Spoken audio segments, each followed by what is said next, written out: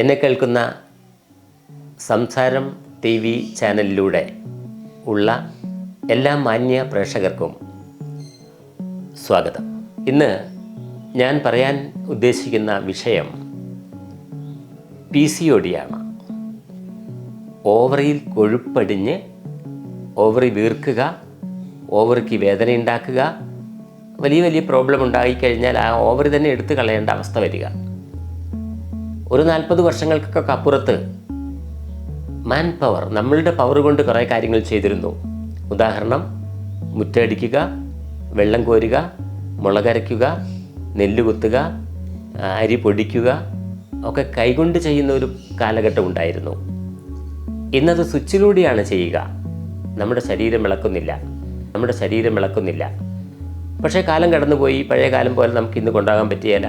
ഇന്ന് പുതിയ നൂതന ആവിഷ്കാരങ്ങളൊക്കെ ഉള്ളതുകൊണ്ട് നമ്മൾ പഴയ പോലെ നമുക്കാകാൻ പറ്റില്ല. ഇനി പുതിയ രീതിയിലേക്ക് വരണം.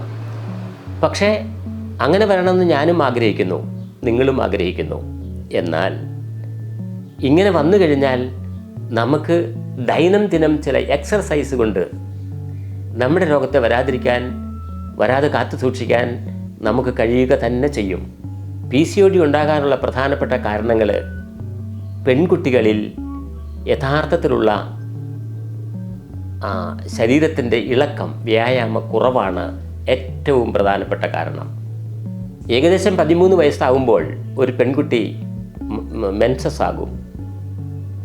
അപ്പോൾ ഈ മെൻസസ് ആകുന്നത് എങ്ങനെയാണ്? 9 ദിവസം അണ്ടം വളർന്ന് 9 ദിവസം അണ്ടവളർച്ച പൂർണ്ണതയിലെത്തി 9 ദിവസം അണ്ടവളർച്ച മുരടിച്ച് ബ്ലഡായി പുറത്തു വരുന്നു. പക്ഷേ അണ്ടത്തിൽ നിന്നല്ല വരുന്നത്, ഗർഭാശയ പാളികളിൽ നിന്നാണ് ഈ ബ്ലഡ് വരേണ്ടത്. അപ്പോൾ ഈ ഓവറി തടിക്കുകയും കൊഴുക്കുകയും ഒക്കെ ചെയ്ത് കഴിയുമ്പോൾ എന്താ സംഭവിക്കുന്നതെന്ന് ചോദിച്ചാൽ, ആ സമയത്ത് മാസമുറ നടക്കാതെ വരുന്നു. എല്ലാ മാസവും കൃത്യമായിട്ട് നടക്കാതെ വരുന്നു. ചിലപ്പോൾ കുറച്ച് ദിവസങ്ങൾ തെറ്റും, ചിലപ്പോൾ മാസങ്ങൾ തെറ്റിയിട്ടുള്ള പീരീഡിൻ്റെ വരവായിരിക്കും ഉണ്ടാവുക. പിന്നെ ചില കുട്ടികൾക്കോ കഠിനമായ വേദനയായിരിക്കും. ഇപ്പോൾ സ്കൂൾ കുട്ടികളെ പലരെയും ഇവിടെ കൊണ്ടുവരാറുണ്ട്. 10, 13, 14 വയസ്സായ കുട്ടികൾ തലകറങ്ങി വീഴുക, ബോധം കെടുക, കഠിനമായ വേദന ഉണ്ടാക്കുക, പ്രയാസങ്ങൾ ഉണ്ടാവുക. ഇതൊക്കെ കണ്ട് കേട്ടിരിക്കുന്ന ഒരാളാണ് ഞാൻ. അപ്പം ഞാനത് അവർക്കൊക്കെ മരുന്നിനേക്കാൾ കൂടുതൽ ഹോം റെമഡീസ്, ഗൃഹവൈദ്യ അറിവുകളാണ് അവർക്ക് പങ്കുവെച്ചുകൊണ്ടിരിക്കുന്നത്. ഓരോ പെൺകുട്ടികളും, എന്നെ കേൾക്കുന്ന ഓരോ പെൺകുട്ടികളും ഒരു സ്കിപ്പിംഗ് റാഡ് മേടിച്ച് രാവിലെ 20 മിനിറ്റും വൈകിട്ട് 10 മിനിറ്റും നിങ്ങൾ വള്ളി ചാടണം. വള്ളി ചാടുക എന്ന് പറയുന്നത് ആദ്യം ചിലപ്പോൾ അറിയാത്തവർക്ക് കുറച്ച് വിഷമമുണ്ടാവും. അത് നമ്മൾ ദൈനംദിനം ചെയ്യുമ്പം അതൊക്കെ റെഡിയായി വരും. അങ്ങനെ ചെയ്ത് നിങ്ങളുടെ അരക്കൂടും ശരീരവും ഒരു മെയ് വഴക്കമുണ്ടാക്കിയെടുക്കണം. നമുക്ക് ഇന്ന് വലിയ വീടും വലിയ ഡൈനിങ് ഹാളും വലിയ ഡൈനിങ് ടേബിളും ഒക്കെ ഉള്ളതുകൊണ്ട് ഒന്ന് നിലത്തിറങ്ങി ചമ്രം പടിഞ്ഞിരിക്കാനും യോഗ പോലെയുള്ളത് പ്രാക്ടീസ് ചെയ്യാനും ഒക്കെ നമുക്ക് കഴിയണം.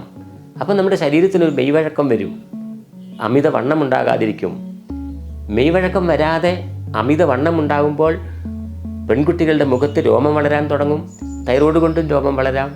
PCOD കൊണ്ടുള്ള പ്രയാസങ്ങൾ ഉണ്ടാകുമ്പോഴും രോമം വളരാം. പിന്നെ നമ്മൾ അമിത ഭക്ഷണം കഴിച്ചും പകലും ഒക്കെ കിട്ടുന്ന സമയങ്ങളൊക്കെ കിടന്നുറങ്ങിയും പോകുന്ന രീതി മാറ്റണം. അപ്പോൾ ഉറക്കത്തിന് നമ്മളൊരു കാര്യം കണ്ടെത്തണം. ഒരു 9 മണിക്കെങ്കിലും നമ്മൾ ഉറങ്ങാനായിട്ട് കുട്ടികളെ പര്യാപ്തമാക്കണം. പ്രകൃതിയോട് അനുയോജിച്ച് നമ്മൾ ജീവിക്കുക, പ്രകൃതിയിലൂടെ കൂടെ ആയിരിക്കുക. പ്രകൃതിയിൽ നിന്ന് നമ്മൾ മാറി വീടിനകത്ത് ഒളിച്ചിരുന്നാൽ ഒരിക്കലും നമ്മുടെ പ്രതിരോധ ശേഷി ഉണ്ടാവില്ല. ഇന്നത്തെ പെൺകുട്ടികളിലും വലിയവരിലുമൊക്കെ വൈറ്റമിൻ ഡി കുറവാണ്. എന്തുകൊണ്ടാണ് വൈറ്റമിൻ ഡി കുറയാൻ കാരണങ്ങൾ? 9:30 മുമ്പുള്ള വെയിലും 4 മണിക്ക് ശേഷമുള്ള കുറച്ച് വെയിലും നാം തട്ടിയേ മതിയാകൂ. അപ്പം ഇതൊക്കെ കുഞ്ഞുങ്ങളെ ഒന്ന് മനസ്സിലാക്കി കൊടുക്കാനും പഠിപ്പിച്ചു കൊടുക്കാനും മാതാപിതാക്കൾക്ക് കഴിയണം. ഓരോ കുട്ടികളും 25 കിലോ ഭാരമുണ്ട് എങ്കിൽ 1 ലിറ്റർ വെള്ളം കുടിക്കണം. അപ്പോൾ ഓർക്കണം, 50 കിലോ ഉണ്ട് 2 ലിറ്റർ മിനിമം വെള്ളം കുടിക്കണം. 75 കിലോ ഉണ്ടെങ്കിൽ ഒരു 3 ലിറ്റർ വെള്ളം കുടിക്കണം. ഒരു സ്ത്രീയെ സംബന്ധിച്ചിടത്തോളം 60-ന് മേളിൽ തൂക്കമുണ്ടാകാതിരിക്കാനായിട്ട് നമ്മൾ ശ്രമിക്കണം. 60 കിലോയ്ക്ക് മേളിലേക്ക്. ഒരു പുരുഷനെ സംബന്ധിച്ചിടത്തോളം 70 കിലോയ്ക്ക് മുകളിലേക്ക് തൂക്കം വരാതിരിക്കാനായിട്ട് നമ്മൾ ശ്രദ്ധിക്കണം. അപ്പോൾ നമ്മൾ തീരുമാനിക്കേണ്ട ചില കാര്യങ്ങളുണ്ട്. മാംസ്യാഹാരങ്ങളുടെ അമിത ഉപയോഗങ്ങൾ കുറയ്ക്കണം. നമ്മൾ എല്ലാ പച്ചക്കറികളും നമ്മൾ കഴിക്കാനായിട്ട് ഒരുങ്ങണം. കുറേയൊക്കെ നമുക്ക് വെച്ച് പിടിപ്പിക്കാൻ കഴിയണം. അപ്പോൾ PCOD എന്ന വിഷയത്തിലേക്ക് ആസ്പദമാക്കി വീണ്ടും ഞാൻ വിരൽ ചൂണ്ടുന്ന ഇതാണ്: അമിത ആഹാരം അമിതവണ്ണം വയ്ക്കും. ശരീരത്തിന് ഇളക്കമില്ലെങ്കിൽ കൂടുതൽ തടി വെക്കും.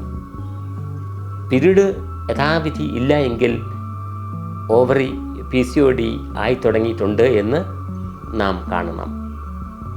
ഓവറിയിൽ കൊഴുപ്പടിഞ്ഞു തുടങ്ങിയിട്ടുണ്ട് എന്ന് നാം മനസ്സിലാക്കണം.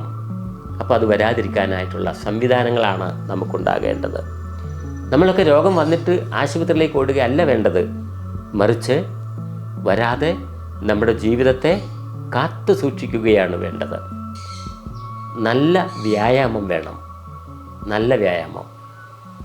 13 വയസ്സ് കഴിഞ്ഞാൽ നിങ്ങൾക്ക് പീരീഡിന് പെയിൻ ഉണ്ടാകാതിരിക്കാൻ, നിങ്ങളുടെ ഓവറിയിൽ കൊഴുപ്പടിയാകാതിരിക്കാൻ സ്കിപ്പിംഗ് റാഡ്, വള്ളിചാട്ടം 20 മിനിറ്റ് പ്രാക്ടീസ് ചെയ്യുക. ഡാൻസുകൾ പരിശീലിക്കുക.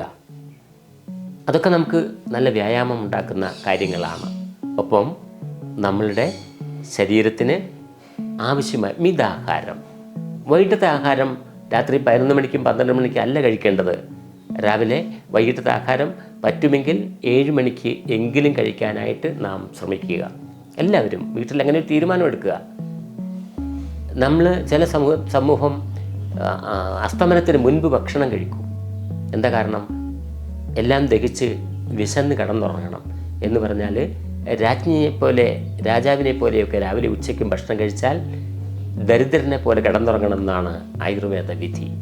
അപ്പം അതുകൊണ്ട് രാത്രി ഭക്ഷണം നമ്മൾ പരമാവധി കുറയ്ക്കുക. അങ്ങനെ അമിതവണ്ണം ഉണ്ടാകാതിരിക്കാൻ ശ്രമിക്കുക. അമിതവണ്ണം വന്നാൽ കാൽമുട്ട് വേദന ഉണ്ടാകും, ഓവറിയിൽ കൊഴുപ്പ് നിറയും, ഗർഭാശയത്തിനുള്ളിൽ കട്ടിയാകും, അത് വന്ധ്യതയിലേക്ക് നയിക്കും. അപ്പോൾ ഇതൊക്കെ നമുക്ക് വരാൻ പോകുന്ന രോഗങ്ങളായി നാം കണ്ടുകൊണ്ട് ഇന്നേ നമുക്ക് തുടക്കം കുറിക്കാം, ഇന്നേ നമുക്കൊരു പ്രതിജ്ഞ ചെയ്യാം, ഇന്നേ നമുക്ക് അതിനായിട്ട് ഒരുങ്ങാം. നല്ല വ്യായാമം, നന്നായി വെള്ളം കുടിക്കുക, മിത ആഹാരം കൊണ്ട് നമ്മുടെ ജീവിത ശൈലി രോഗങ്ങളിൽ നിന്ന് നമുക്ക് മാറാൻ കഴിയണം. PCOD എന്ന് പറയുന്ന ഒരു രോഗമല്ല, ഒരു ജീവിത ശൈലിയിൽ നിന്നുണ്ടാകുന്ന വ്യതിയാനങ്ങളാണ്. നമ്മുടെ ശരീരം ചലിക്കണം. ഒരു പൊടിക്കുഞ്ഞിനെ നിങ്ങൾ ശ്രദ്ധിച്ചോ? അവർ ഉറങ്ങുമ്പോൾ മാത്രമേ നിശബ്ദമായി കിടന്നുറങ്ങുള്ളൂ. എഴുന്നേറ്റാലോ ഓടിയും നടന്നും കളിച്ചും ചിരിച്ചും പാടിയും ഓടി നടക്കും. അങ്ങനെയാണ് കുഞ്ഞുങ്ങൾ വളരുന്നത്. അതുപോലെ തന്നെ നമ്മുടെ ഈ പ്രായപൂർത്തിയാകാൻ പോകുന്ന പെൺകുട്ടികൾ നിർബന്ധമായിട്ടും ഈ ശീലങ്ങൾ പഠിച്ച് വളരുകയും അവർ പഠിച്ച് ഉയരുകയും ആരോഗ്യത്തിൽ ഏറ്റവും മനോഹരമാക്കി മാറ്റുകയും ചെയ്യുന്ന ഒരു തലമുറയിലേക്ക് നമുക്ക് കടന്നു ചെല്ലണം.